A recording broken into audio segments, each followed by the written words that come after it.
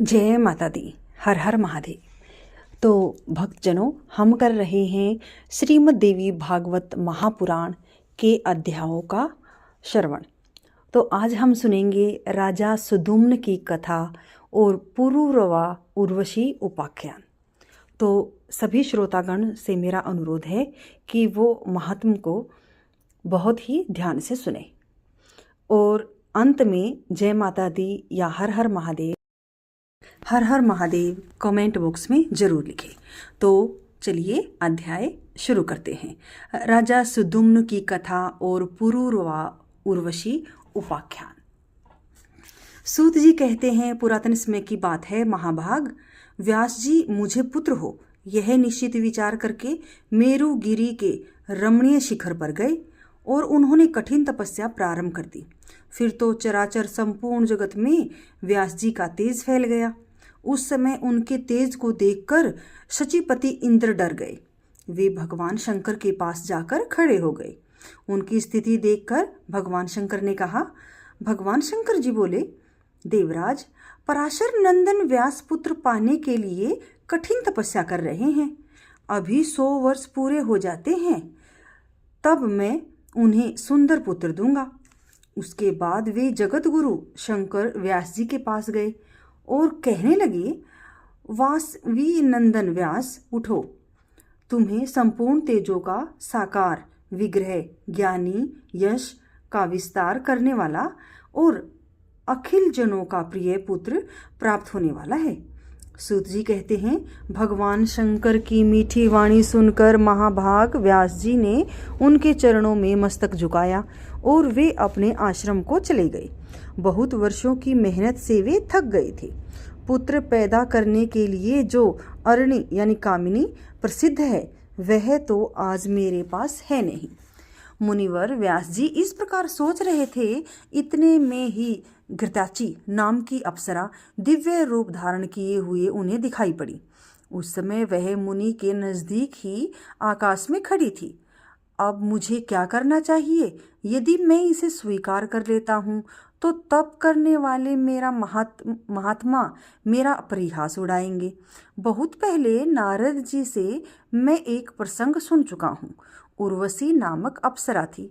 राजा पुरूरवा उसके वश में हो गए थे। आखिर में उस अप्सरा ने राजा का अपमान कर दिया था।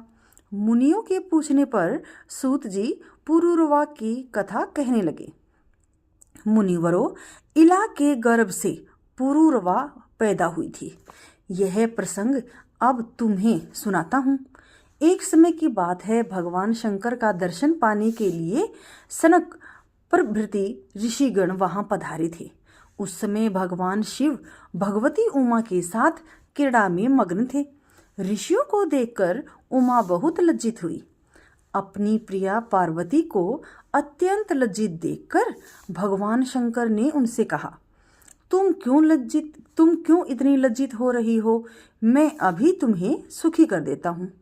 वरानने, देखो, आज से कोई भी पुरुष मोहवश इस जंगल में पैर रखेगा तो तुरंत ही वह स्त्री रूप हो जाएगा। महाराज सुदुम्न इस बात से अनजान थे, इसलिए मंत्रियों सहित वहां चले गए। इसलिए सबके साथ ही उन्हें शाप के अनुसार स्त्रीत्व स्वीकार करना पड़ा। लज्जा के कारण उस समय उनका नाम इला पड़ गया। वे चारों ओर घूम रहे थे।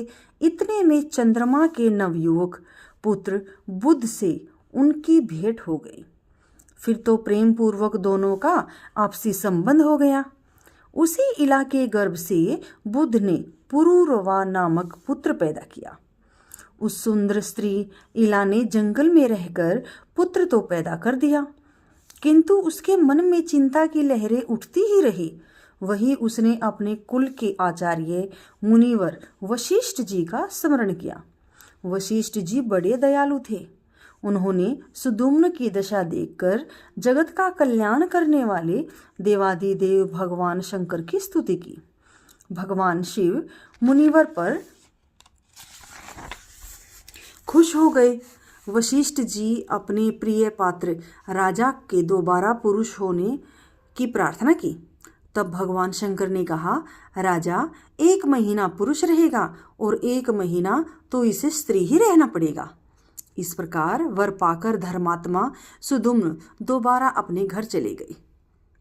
सुदुम्न के स्वर्ग सिधारने पर पुरूरवा राज्य करने लगे। उनके रूप, गुण, वैभव, सदाचार, स्वभाव और शक्ति की बात सुनकर उर्वशी उन पर मोहित हो गई। राजा पुरूरवा को उसने वर्ण किया, पर उसने राजा के सामने ये शर्त रखी, राजन, तुम्हारे पास ये 2 मेढ़े रहते हैं, इनकी तुम्हें रक्षा करनी होगी। मैं प्रतिदिन घी ही खाऊंगी, इसके अलावा मेरा दूसरा कोई भी भोजन नहीं होगा। महाराज, मैथुन के अलावा मैं तुम्हें कभी नग्न न देख सकूंगी। राजन, यदि यह शर्त कभी भंग हुई तो मैं तुम्हें छोड़कर चली जाऊंगी। राजा ने उर्वशी की शर्त स्वीकार कर ली। इस प्रकार अनेकों वर्ष बीत गए। देवराज इंद्र स्वर्ग में थे। उन्होंने उर्वशी को वहां नहीं देखा। तब वे गंधर्वों से कहने लगे, गंधर्वों, मेरा स्थान उर्वशी के बिना उदास हो गया है। अब इसलिए जिस किसी उपाय से भी उस सुंदरी अप्सरा को यहाँ अवश्य लौटा लाओ। उसके बाद देवराज इंद्र के कथानुसार विश्वावसु प्रभृति भी अनेकों गंधर्व पुरूरवा के महल में गए।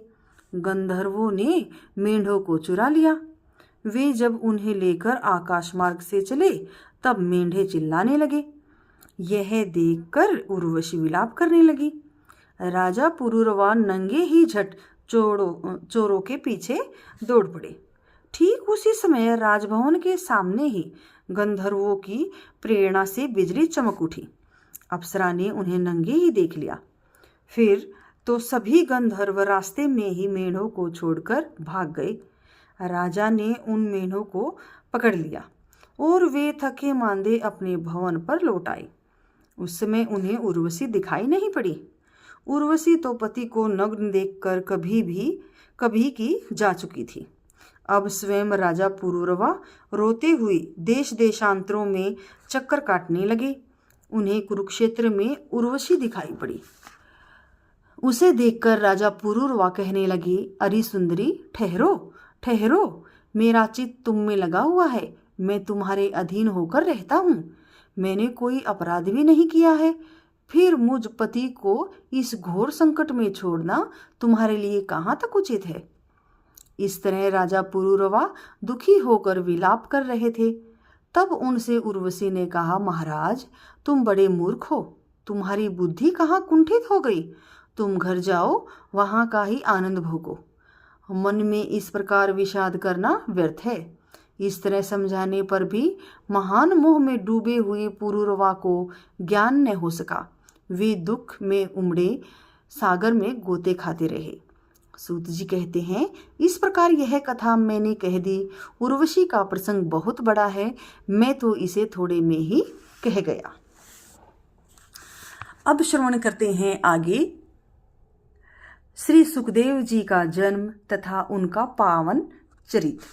अर्धश्लोकी देवी भागवत की प्राकट्य कथा। सूत जी कहते हैं, घृताची नाम की उस सुंदरी अप्सरा को सामने देखकर व्यास जी अपार चिंता में पड़ गए। सोचा, मैं क्या करूं? यह देवकन्या अप्सरा मेरे अनुरूप नहीं है। उस समय विचार सागर में डूबे मुनि को देखकर अप्सरा के मन में आतंक छा गया। सोचा, मुनि कहीं मुझे शाप न दे दे। उसने अपना रूप सुग्गी का बना लिया और भयभीत हुई वह मुनि के समक्ष निकली। अब उसे पक्षी के रूप में देखकर व्यास जी बहुत हैरानी में पड़ गए।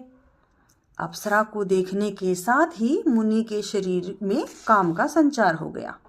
उस समय अग्नि प्रकट करने के विचार से व्यास जी काष्ठ मंथन कर रहे थे। अचानक उस लकड़ी पर ही उनका वीर्य गिर पड़ा, पर वे काष्ठ मंथन करते रहे।